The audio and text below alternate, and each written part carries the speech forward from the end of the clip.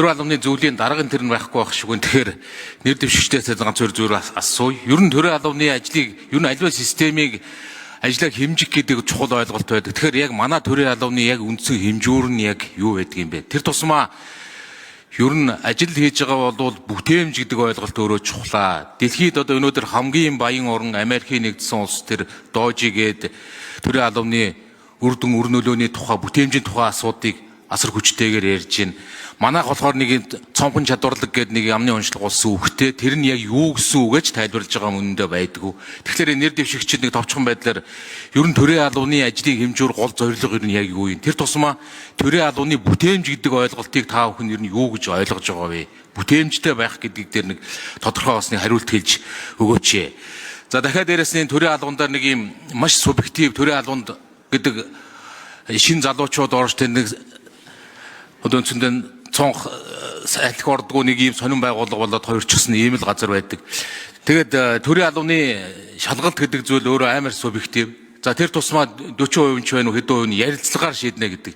Ярилцлага гэдэг зүгээр л одоо үндсэндээ хэн яаж оноо өгж байгаа яаж байгаа асар одоо үзмжийн субъектив. За энэний цаана ар өөрийн хаалга, энэний цаана нам улс төрийн нөлөө олон зүйл ерөөсөө ганцхан ярилцлагаар асуудлыг шийдчих юм л боломжтой. Тэр мэрэгжлийн шалгалт, тусгай шалгалт, ерөнхий шалгалтын дээр ямар оноо авч байгаа, тестээр хэдэн оноо авч байгаа нь тэр бол тэнд их гарсан зөрүүг ярилцлагын 40-50% дээр очиод ярилцлагаар шийднэ гэдэг. Тэгэхээр энэ өөрөө Монголын төрийн албаны энэ орж байгаа үе таалга, орж байгаа энэ босго шалгуур, орж байгаа энэ тэр улс төрийн нөхцөл байдал олон зүйлийг ингээд нөлөөлчихэд байгаамаа. Энийн дээр улс төрийн нөлөө гэдэг нь явсаар байгаад ирэх барьж байгаа Монгол Ардын намын улс төрийн нөлөө л одоо энийн дээр асар ихээр ингээд орчиж гэнэ гэсэн ийм л нөхцөл байдал энэний цаана гардгаа. Тэгээд нэр дэвшигчдээс тэр тодорхой төрийн албаны ажлын хэмжүүр үр дүн үр нөлөөг та нар энэ юу гэж юугаар хэмжих ёстой гэж боддгийг.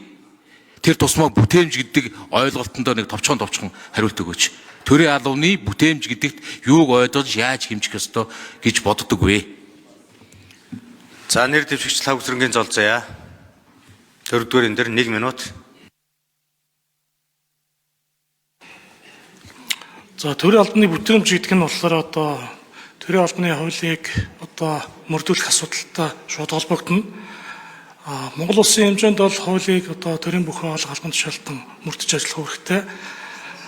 Тэгэхээр энэ хуулийн хэрэгжилтийг хангуулах чиглэлээр бол ажиллана. За бүтээмжийн хувьд бол улсын их хурал дээр ажлын хэсэг байгуулагдаад процессын дахин инженерчлэлийн аргачлалыг төрийн албанд нэвтрүүлэх чиглэлээр ажиллаж байгаа юм байна лээ. Тэгээ энэ процессын дахин инженерчлэлийг нэвтрүүлснээр төрийн албаны шийдвэр гаргалт одоо хурцдаг, зардал буурдаг, бүтээмж өсдөг, хүнд суртал одоо буурдаг, тэгээ иргэд олон нийтэд харилцах итгэлцэл нэмэгддэг ийм ач холбогдолтой байлаа.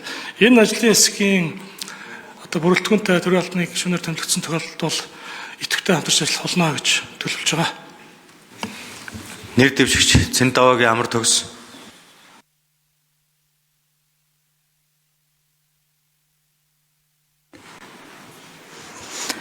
За төрийн албаны бүтээмжийг энэ тогтолцооныхын хувьд бол түвшин 3 түвшинд ангилж ойлголтыг авч үзэж болно.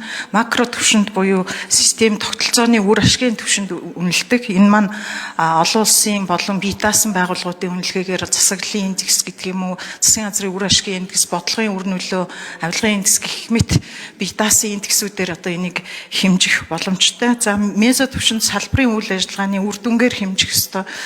Хийх ёстой, хэрэгжүүлэх ёстой бүтээгдэхүүн үйлчилгээ иргэдэд хэрхэн яаж зөв очсон бэ? Зарцуулсан төсөв хөрөнгө хэрхэн яг тэр одоо хэмжээндээ иргэдэд хүртээмжтэй очсон уу буюу үйлчилгээгээр дамжиж гэдэг энэ агуулгаар хэмжигдэнэ.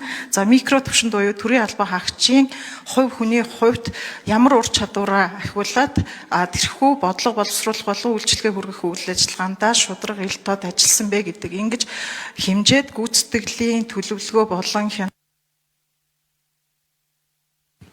За нэр дэвшигч Бадамдоржийн төгс цэнгэл. За зөвтгөл гишүүний асуултанд хариулъя. Төрийн албаны бүтээмжийг нэмэгдүүлэхийн тулд төрийн албаны үйл ажиллагаанд бол гүйцэтгэлийн удирдлагын тогтолцоог стратегийн зорилго зөвлөлт төлөвлөлтөд уялдуулж чанарт суурилсан хэмжигдэхүйц шалгуур үзүүлэлт KPI бүхий байдлаар байгууллагын гүйцэтгэлийг үнэлэхийн зэрэгцээ, за хувь гүйцэтгэлийг, хувь ажилтны гүйцэтгэлийг бол бодитоор үнэлэхийг бол чухалсхан зүйтэй гэж харж байгаа.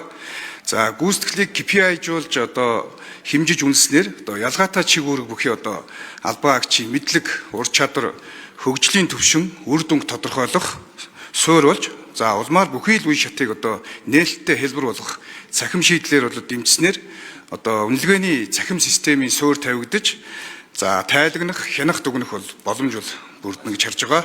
За төрийн байгууллагын гүйцэтгэл үр дүнг үнэлэхдээ бол зөвхөн тайлан тоон үзүүлэлтээр зэрэгцхийн зэрэгцээ иргэдэд үзүүлж буй төрийн үйлчилгээний хүртээмж, за үр нөлөө, сэтгэл ханамж зэрэг чанарын шалгуур